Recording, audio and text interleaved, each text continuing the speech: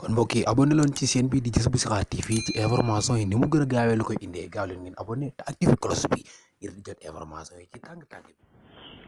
asalaamaaleykum wa rahmatullahi wa barakaatu. bokki taalibe yi murid yëpp maa ngi leen di nuyu yéen ziyaare ci weeru tedd bi di jéggalu kàddu yi. dafa am rek luñ ma won luñ ne mi ngi daw ci internet bi di mel ne luy misaal jëmmi sëñ bi mu ànd ak ku ne ca gannaawam ñuy tuddi ab Baay Faal xëy na dañ cay jublu maam Cheikh Ibrahima Fall mu dëkk ci dëkk taw ci yoon di dox bay ci dëkk mbooloo jóge ci kër dikk sukk fi suuf nuyu ko lalal ko dara mu toog mu mel ni ab film la dafay xaw a nuroog lu fi mas a am luñ jox Bàmba mos xam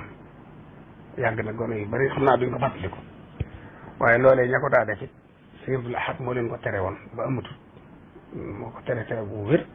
ba kenn sañatu ko xëy na dañ ko filmé woon wala ñu toppandowaat ko ba léegi ñu ngi koy doxal ci internet ba ñu bari di ko partagé ñii di ko def seen statut ñii di xaw ko gëm ñii daal jàppe ko loo xam ne lu xel nangu la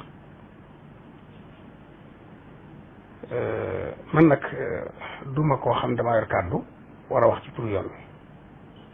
wala ma am sañ-sañu diin ni waaye sañ naa nag gis lu ma naqari ma naqarlu ko mettit lu ko sama kem kàttan en tant que taalibe murit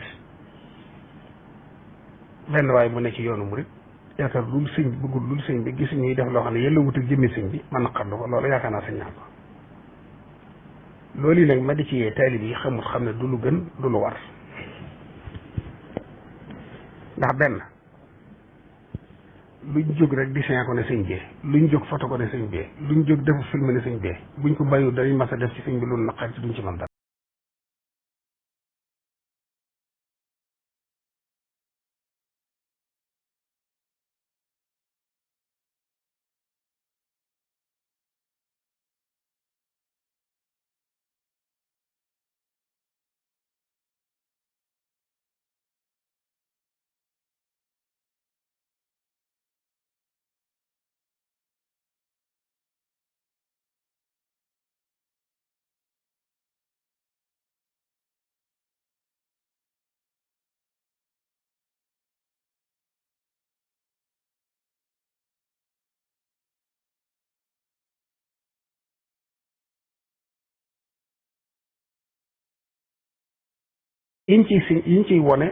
yiñ ciy wone sax dafa yëllawut ak ñu da ko wane ci sëñ bi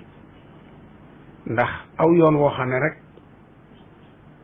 aw xaal lañ génne rek muy dox di ñëw esi si dëkk am ñu ne ci ak kër toog defuñ dara misaal moom rek day daal dàqonte sëriñ bi kennam kuy toog loxo yi neen amul dañ jaay liggéey di jaamu yàlla di jàng di jaamu yàlla di liggéey loolu moo doonoon mboolem ñim daa tër bii ak ñim daa jaxasoon ñëpp kenn dawul toog loxo yi neen